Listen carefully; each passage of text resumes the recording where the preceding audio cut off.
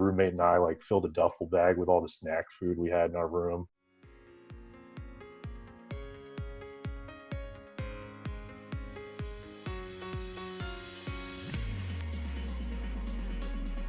My name is Alex Del Sordo, and I'm with my father, Sandy Del Sordo, here at Finish Line Show Repair.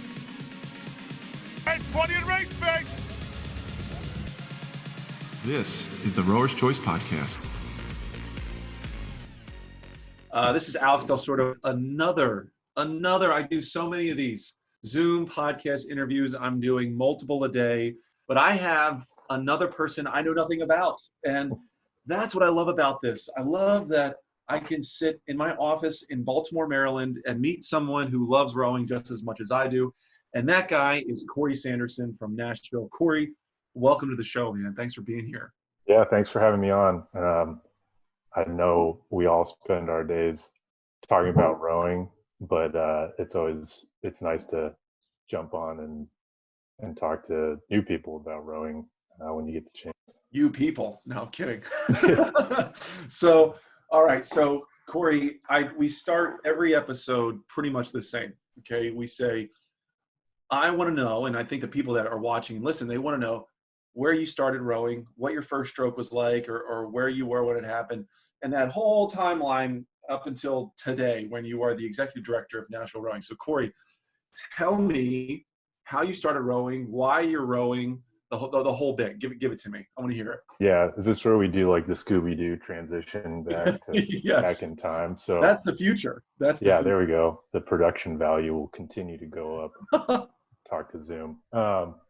So I grew up in Boston actually, and I grew up at a school. My parents are both teachers, and my dad's an athletic director. So sports were always kind of a big part of our everyday life. I played football and wrestling and baseball until I went to high school, and was lucky enough to go to St. Paul's in Concord, New Hampshire.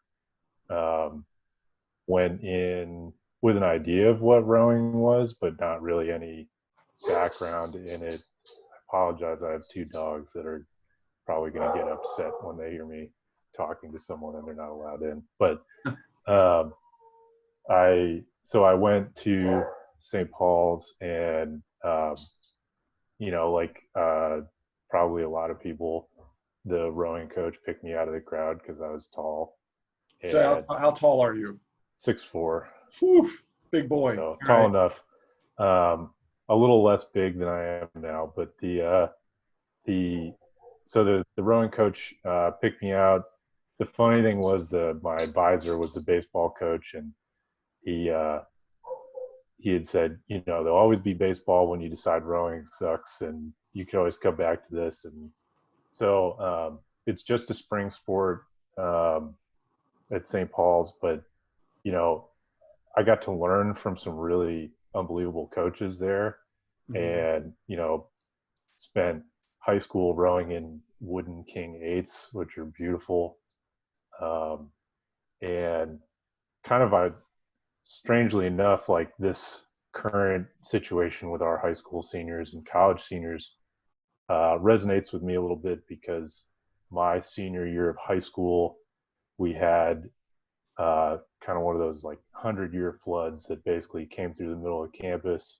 Oh, wow. And knocked things out. And we woke up on a Sunday, and I looked out of my dorm, and there was like a waterfall between two buildings, and like it had kind of taken out the road in front of our dorm, and we didn't really understand what was going on. We thought, okay, we'll have to move for a couple of days. Like our roommate and I like filled a duffel bag with all the snack food we had in our room, and like went up the hill to another. And then the next day they said, okay, everybody has to go home. And then we got a call the next day and said, like, school's done. We were like 5 or 6 weeks out from graduation. We weren't allowed to go back to campus to get any of our stuff. So what year is this? Like what's that would have been 2006. So when did you graduate from St. Paul's? 2006. 2006. Yeah.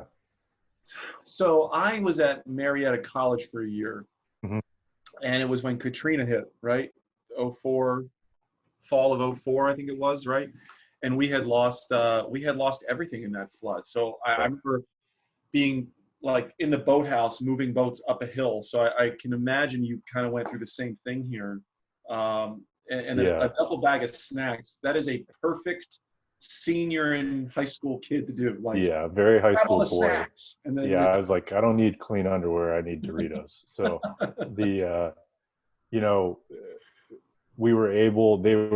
it knocked out the sewer system, and it knocked out a bunch of stuff, and it just wasn't feasible for us to go back to campus. So the school put on a pretty like Herculean effort to get things up and running enough that we could still have graduation classes, and obviously spring sports and stuff were so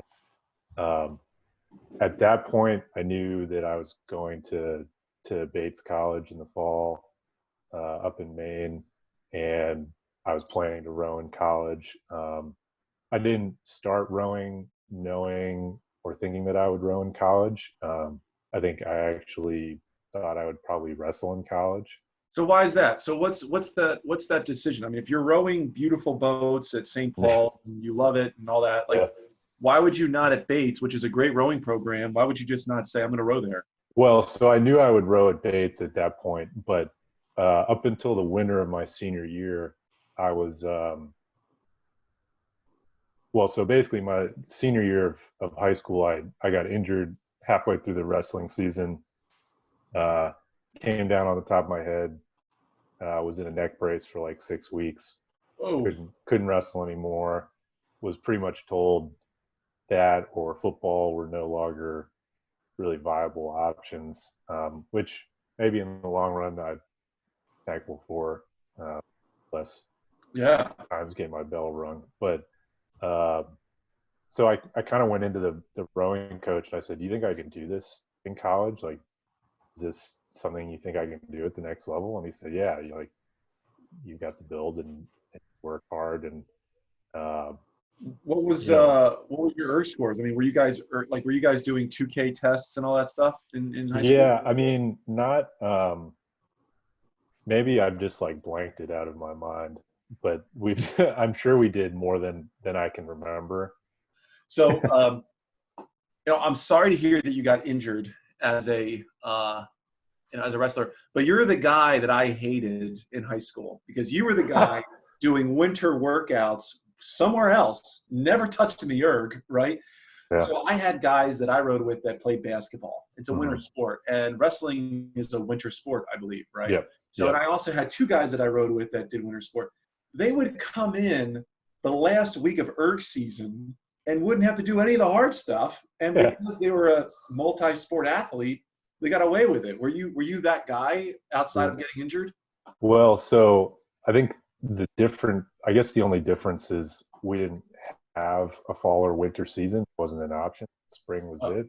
So, so I guess I would have gotten off the hook in that part. So we were required to do something every season until you're, I think, a junior or senior, and then you could do like a season where you just go work out on your own or something. So you, as a student at St. Paul's, you have to do a sport in every season? I don't know if it's still the same, but I don't know why we don't do that now in high school anyway. That's amazing. Yeah, I agree. I'll dovetail into that when I get to teaching. But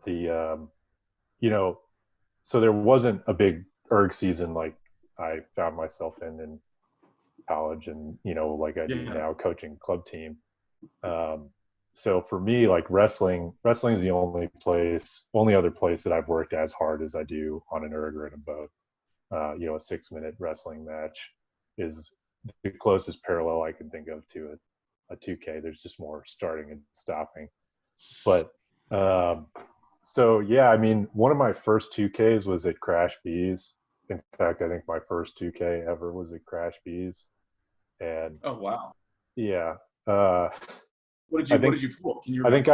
I think I was kind of tricked into going, but some guys on the team, we had some exceptionally fast guys on the team that were older than me.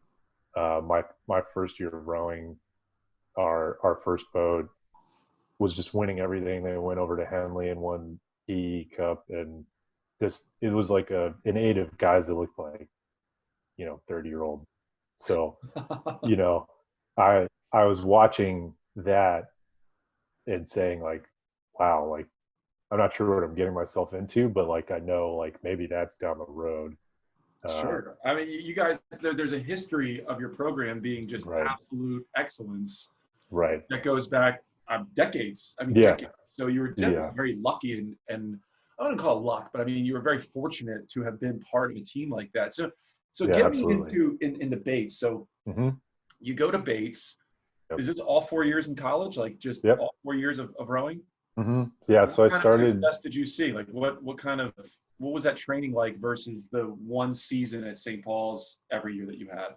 Yeah. So obviously different. Like I'd never been anything but an 8. I'd only ever rowed port side.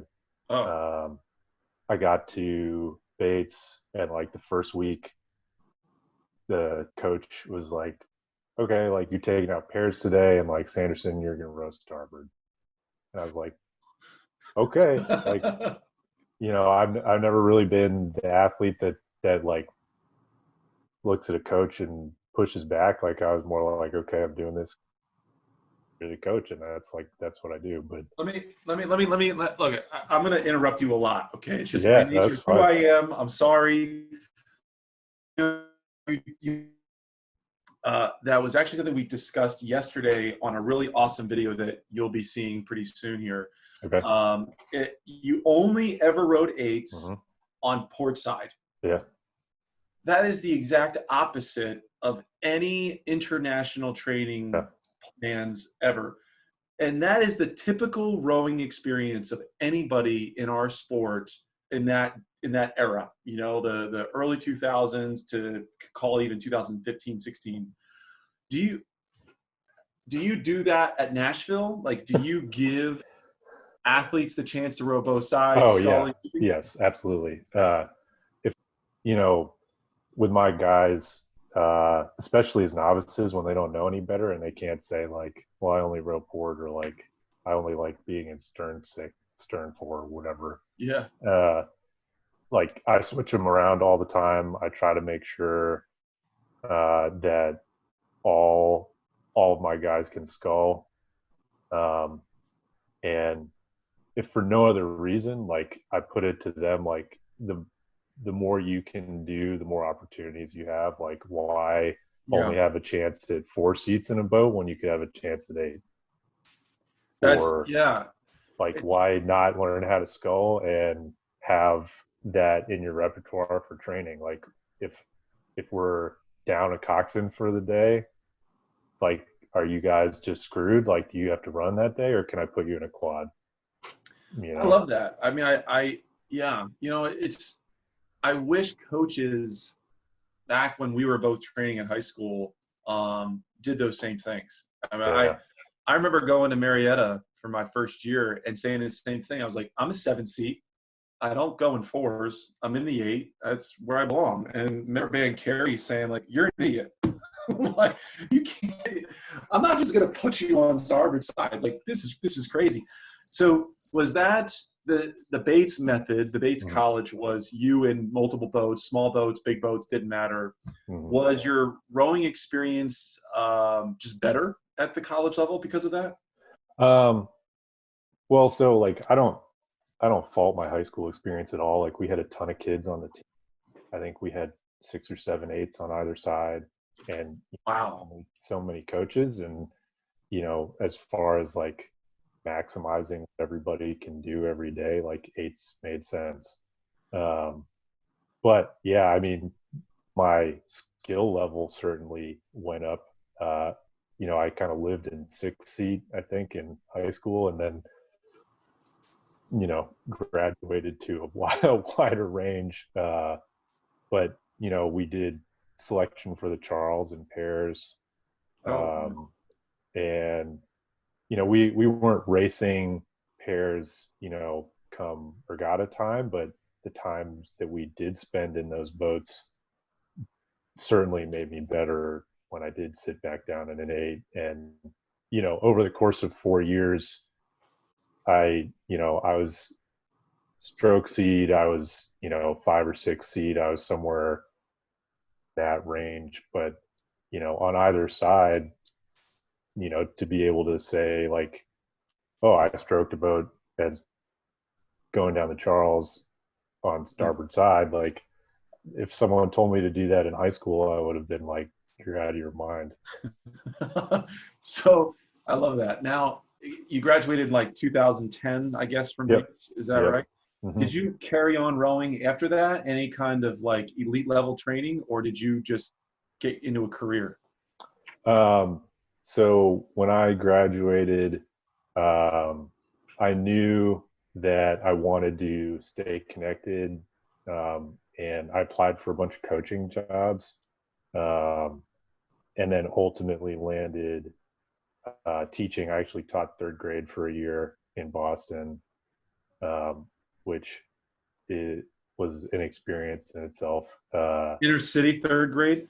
No, actually, the school I grew up at, I went back and taught alongside like people that were my teachers and like Oh, that's great. Wow. grew up with, and then I went on and taught at a high school in Maine, and part of the draw to that school, even though they didn't have a rowing program themselves, was that it was 15 minutes from Bates.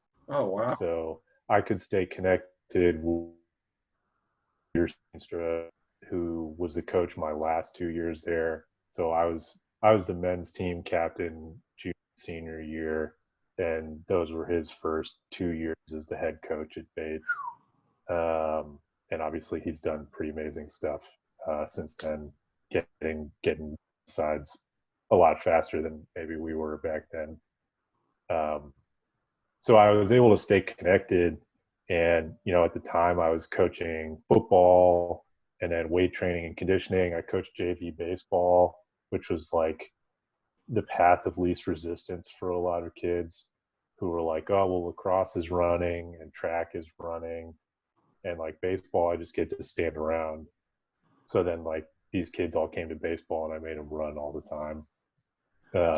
So I'm writing down, like I'm writing down all this stuff to try to keep me down a path here. Yeah.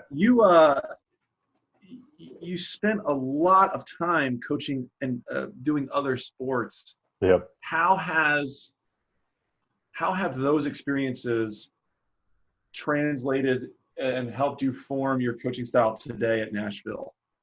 I think all of it, like I'm a big believer in like all this stuff being connected, and like if you go on our social media, there's a lot of like process is kind of our big hashtag.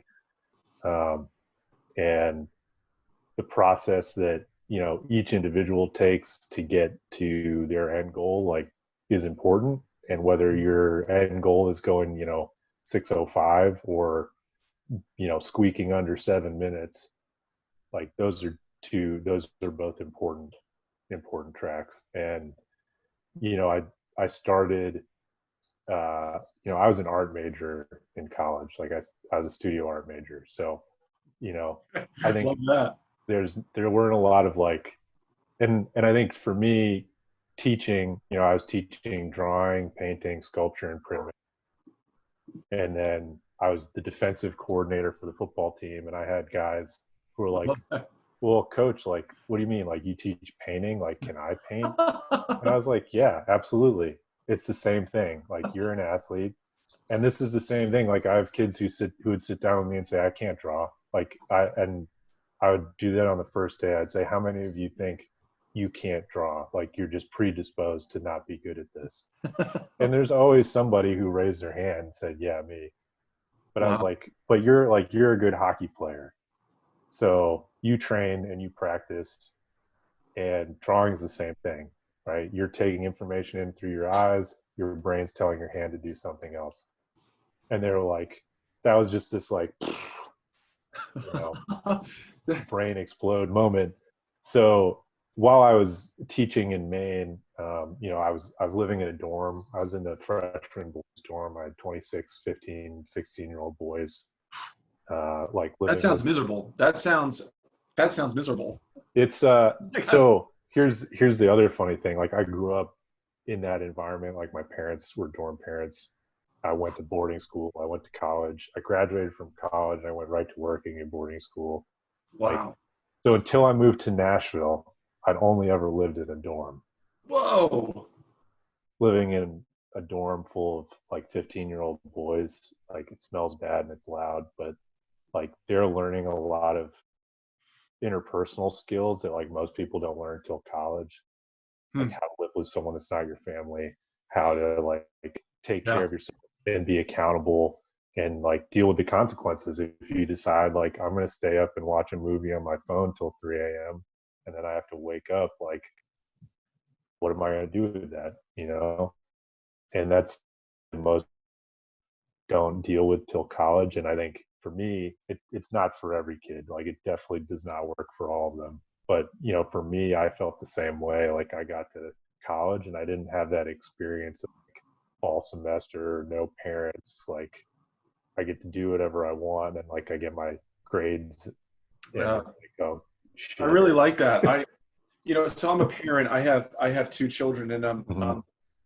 I'm running in my head which one of my kids would do really well in that environment. Yeah. And my son Graham is kind of a knucklehead. He's 4. Like, I think that he would just beat people up or something. Like, he would be sent home. And I think Grace would be the one to do it. I think at 6 years old, I think she could do it right now. Sure. So Girls that's are more mature than boys. oh, I mean, yeah, no, not even close, actually. Okay, so this is really interesting. I wrote down a lot of notes, and what we really strive for in this podcast Zoomcast thing is that coaches like you, your age, we're all the kind of the same age. You're 32, I think. We want to hear your story so that they can take nuggets from that and say, oh, Yeah. I'm going to translate that into my rowing every day. Or, maybe I should spend the winter coaching, being an assistant coach at a wrestling, Sure. program. Or maybe I should just do basketball and say, hey, I'll volunteer, just to see how kids create their goals, their end goals, their future, how they translate that from the mind to the hands. Yeah. There's a lot said. There's a lot to be said in that, right? That Yeah. all this experience that you've accumulated over your career has really helped get you where you are today. So now you've done high school coaching and teaching in Maine. Yeah. At what point do you get to Nashville? Because that's a Yeah. big jump. change. Yeah. So it's like 1,000 miles away, and it's just way different. It's a hike. So during all this time, when I was in college, I was like a counselor at like Northeast Rowing Center, back when like Bill Miller was stuff. Oh yeah. Got the chance to drive the launch for some great coaches. And that was basically our job. Like, we slept in a cabin, like made sure kids, like the boys were staying on the boys' side of camp and the girls were staying on the girls' side of camp. And then we could sign up for slots to drive launches for coaches. So you drive a launch for Jim Dietz or Peter Wells or, right. who, like any number of people, and just get to listen and like absorb what they're doing. And I think that was probably where the seed like kind of grew in the back of my mind that like maybe coaching and like being in my own launch was something I'd be interested in. So fast forward back to Maine, my first year there, I was kind of trolling through like the Road 2K classifieds and saw a post for junior national team intern, and Jesse Folia at the time was the person posting it, and was spend the summer in Pittsburgh and work with development camp and be a part of this. And like, so I sent him an email and I had all this stuff together, and my reference was Peter at Bates, and he emailed me back and was like, well, it'll be pretty easy for me to check your reference because like he's right down the hall, because he was the assistant at Bates at the time. Wow. So I was spending 1 or 2 days a week over there, just like volunteering, helping. So I got to know Jesse pretty well. And then was fortunate enough to start kind of my junior national team as an intern, where I was like driving vans and like taking kids to laundromats and filling up gas tanks and Perfect. like spending time with guys like Jesse and Rick Brown, who was at Three Rivers at the time, and then making friends with guys who I'm good friends with now, like Eric Gerke and Steve McCarthy, and guys like that. And I did one summer, and then I right when it was over, I was like, hey, I want to come back however you want me to be involved. Like years ago, and every summer I've been doing that. So working with High Performance, or got the opportunity to be out at Chula Vista this summer, working with those guys. And So let me chime in. So you're name dropping, and we love that here on the podcast. They're all my friends, so I'm sure they are. Give me a hard time if I didn't say their names. So I'll tell you, you are very, again, not lucky, fortunate to have been in the launch with Jim Dietz and some of these other guys, because I had a chance to be in the launch with Steve Gladstone, and I mean, I think I was texting CJ in the middle of it, like, I can't believe I'm where I am right now. Yeah. And I was like trying to sell them boats and service, but at the same time, I was watching the best rowing in the world. Yeah. And I was listening to who I believe is the best coach in the world in the sport of rowing. And I was learning so much, and I was drawing from that, and I was like soaking up a sponge. And the one thing, like, and you got to do that, right? And that's when you realized, hell, I want to do this for the rest of my life. I mean, I want to have an impact on these athletes for the next 20 or 30 years. But with that too, you've been around people that have wanted to make rowing their career. Eric Gerke, right? Like, he's a prime example. I was coaching against him when he was at Bishop Ireton back 10 years ago. And, he's at GW now, my alma mater. I'm very excited for him. But when you're around that group of people that everyone wants to make it their career, it's the same thing that Mike Tatey and all those guys were 20 or 30 years ago, right? So we're sort of like your generation, sort of like the future of that high performance training and what's going to have an impact on rowing. And it really does matter who you surround yourself with. If you surround yourself with like-minded people, you are all going to achieve the same thing, if not better in some cases. Yeah, 100%. McCarthy, Gerke, I mean, those guys, I mean, these are guys that want to do this, and clearly you're one of them too. Yeah, so I mean, and Eric and Steve were groomsmen in my wedding last year. So there you go. I've been working with that group of guys and being able to watch like Casey Galvanics and Nick D'Antoni's and those type of guys and ride in their launches and hear them and coach alongside them, over the last 10 years. And then, so I guess it was my fourth year maybe. And Eric was getting ready to leave Bishop Ireton and come here to Nashville, and sort of talked me into coming with him. Both of us were looking to do something different. He was a teacher in DC. I was teaching in Maine. And he said, there's nothing juniors wise like that. That was part of why we came to Nashville. And there was a master's club that was small but saw the potential and basically put a post out that was like, there's no juniors program here. I think they held a National Learn to Row Day, just like a free thing, and like 70 kids showed up. They were like, wow, like this is awesome. But like somebody can come in and do this. So Eric, we started off when Eric was the varsity coach and the executive director. I was the novice coach. And then like we all had like 14 different, like we were coaching masters and juniors. I was community outreach coordinator and kind of a little everything. So that was 2014. Was that all you were doing? You had no other job outside of just Nashville rowing? That was it. I was also kind of a Manny. Like I was driving a kid around and like doing some private lessons, but that That's was, great. yeah. And I knew like I was kind of taking a leap of faith, but, um, you know, to Eric's credit, he kind of sold me on the dream of He's a hell of a salesman. I mean, he's what a hell of what was to be. It certainly wasn't like promise of riches or anything. Uh, I think any of us that decide to choose rowing as a career know that it's kind of a life of moderation. But um, the really was like the potential. Like Nashville as a city is, well, up until like the last few weeks, like most places, was huge growth.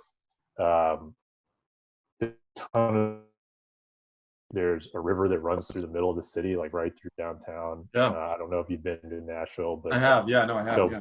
Broadway, like all the honky tonk bars, that runs right down to the river, and there's a pedestrian bridge over it.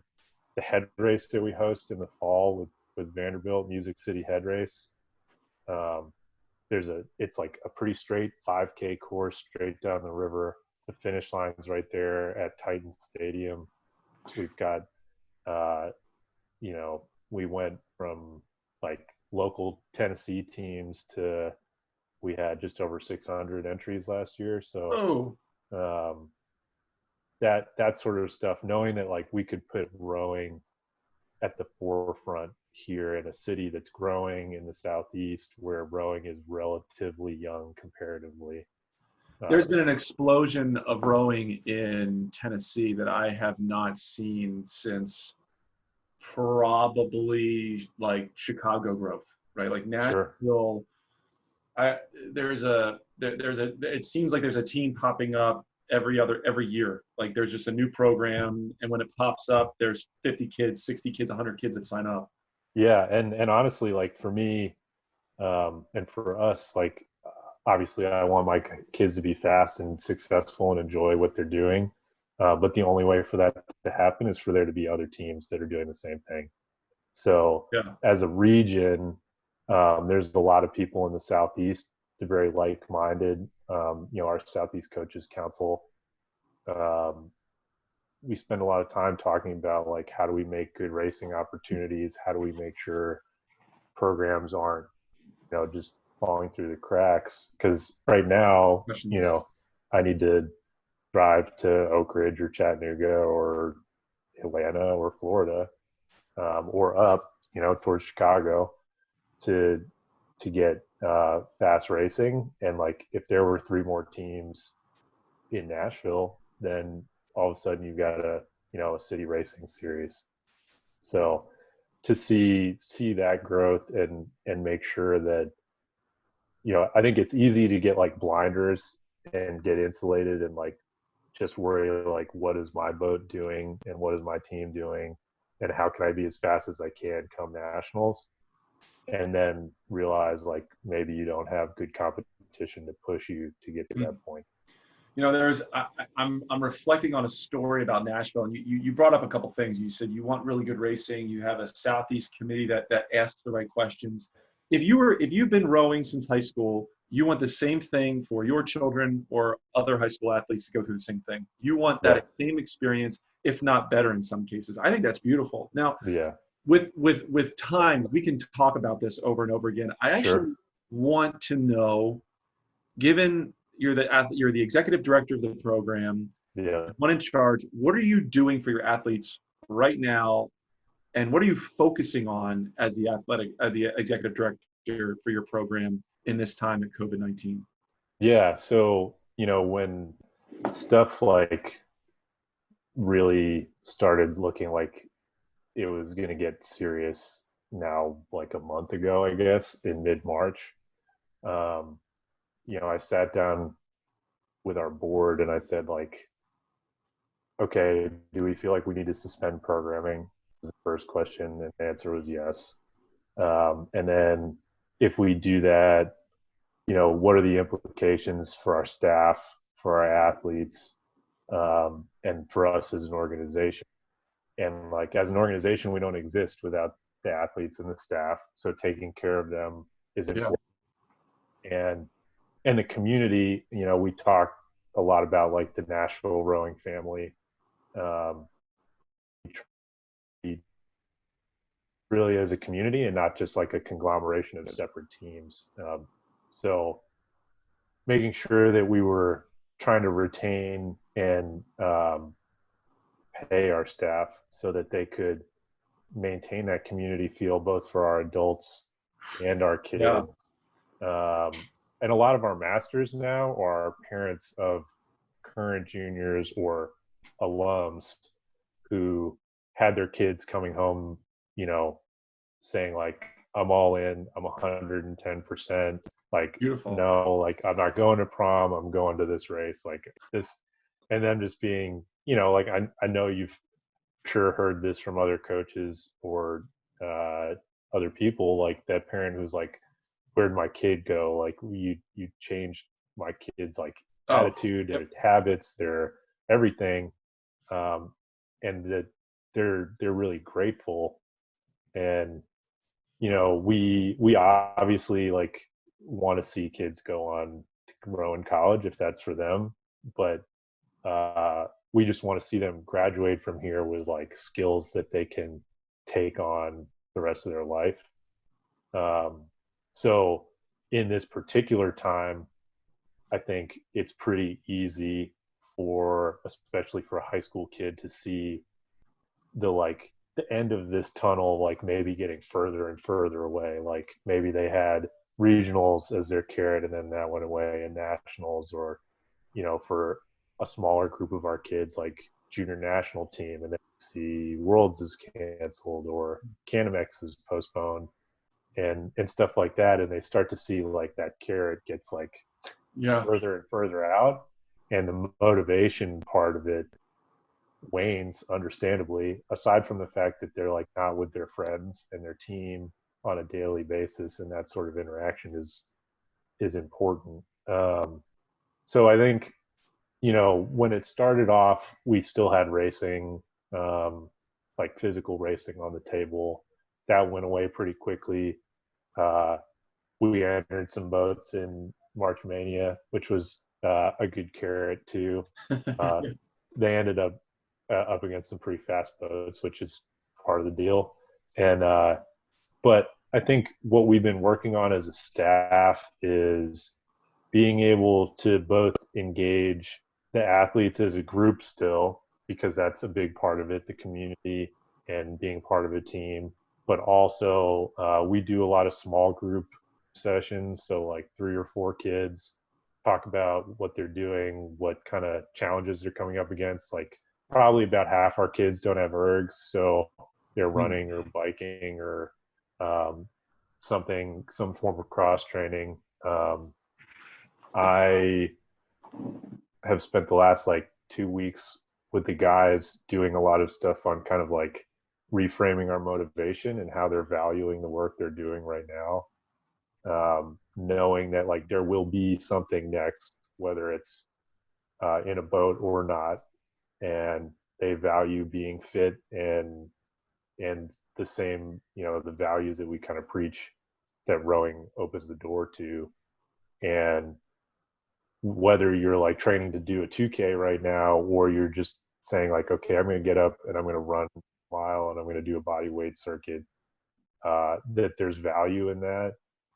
So we've done a lot of mindfulness sessions, some meditation, some quiet sitting, some visualization stuff, and just a lot of like reframing motivation and helping them set goals that they can still be excited about. So this is we've done many. I've said we've done many of these, Cory, and reframing motivation that's the first time I've heard that phrase, and that is so important for these young high school athletes. I mean, and you're right, like and no one else has said how important it is for these kids to be in front of their peers, right? Now that they can't be around their athletes and their friends, and that's a big part of rowing in itself. I mean, rowing, yeah, it's an individual sport in some sense. I mean, you're pulling your hardest and you're working your hardest, but it is the biggest team. It's the biggest team sport there is. I mean, I don't know anything better. And I really like that you're doing this it's important for life. It's a life skills. You're focused on life skills for your athletes, that they're coming home after all that and giving 110% in some cases through this. And the fact that you also have masters with whose children are still rowing, that right there is an ecosystem. Like, you've built this really awesome rowing ecosystem that supports one another. And that's the hope too, is, obviously I love when our parents jump in boats and stuff, and we kind of like give them some good natured ribbing to like do under rows and stuff when we're at the food tent at regattas and stuff. But of course, like we've got a master's men, like everything, and like any master's program, from like former Olympians to like, I'm 50 and I learned to row a month ago. Mm-hmm. But like we have a guy who played Division I college basketball. He's like 6'7". He's huge. His daughter rowed for us. Like, I coached her as a novice. She was the pole vaulter. Wow. Ended up going to UMass, is rowing at UMass, and her dad joined the masters team, and obviously is an athlete. And now just is like, goes like 6:30, and come on, like hop kid, seeing things like that is exciting. And also seeing the like 8th grade boy who had like, no muscle tone to speak of, and like, the like couldn't catch his water bottle if you threw it to him. That's my favorite story. And like, become a man. Like, we always joke that we need to take like, I know Row New York takes pictures of every kid when they join the team. And I like that. Yeah. Their coaches learn their name and their face, and that's a big part of their specific programming. But I always joke, like, I want to take a picture of a kid the first day they show up to like the day they leave, because the difference is like unrecognizable.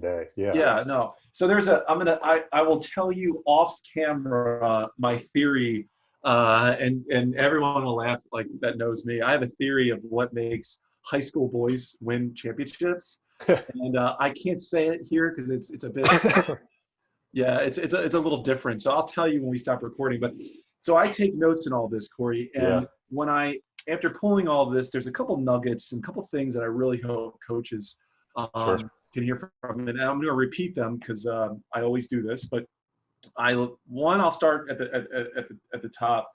Multi-sports, experiencing from coaching and performance how essential that is for the growth of rowing. Like, I think that every coach now, and I'm going to harp on this, every coach should spend a season doing something else with another program or with another coach. Even just get that experience to keep growing the sport.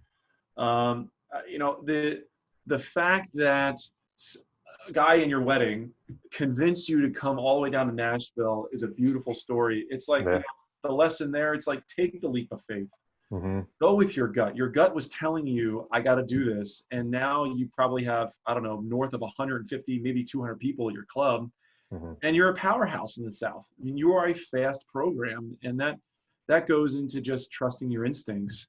And then in this time of day, reframing the motivation. That is such a good way to put it. You gotta take a couple of your athletes and talk to them and change what they're excited about in this period of time. And I really hope coaches can learn from that. But the other thing that we do that's fun is that we come up with names for these podcast things. And there's this one phrase that you said that really stuck with me. It's just, I don't need clean underwear. I just need Doritos. And that, that was your senior year of high school, my high school boy brain. Yeah, the high school boy brain. I don't need clean underwear. I just need Doritos. Like, I don't know. There's other things that you said in here that were really funny. Duffel bag of snacks, just fun little things that I think works really well. But that's funny. Thank you for being a part of our Zoomcast podcast. I had a lot of fun. I hope you did too. Yeah, thank you. I appreciate it. It's I know everybody's getting a little zoomed out probably, but it's nice to still get on and still have meaningful conversations, and, Yeah, and you know, whether it's with you guys or athletes, and you know, everything in between. So. This is the Rower's Choice Podcast. Rower's Choice is made up of Finish Line Shell Repair, Resolute Racing Shells, and Sykes USA.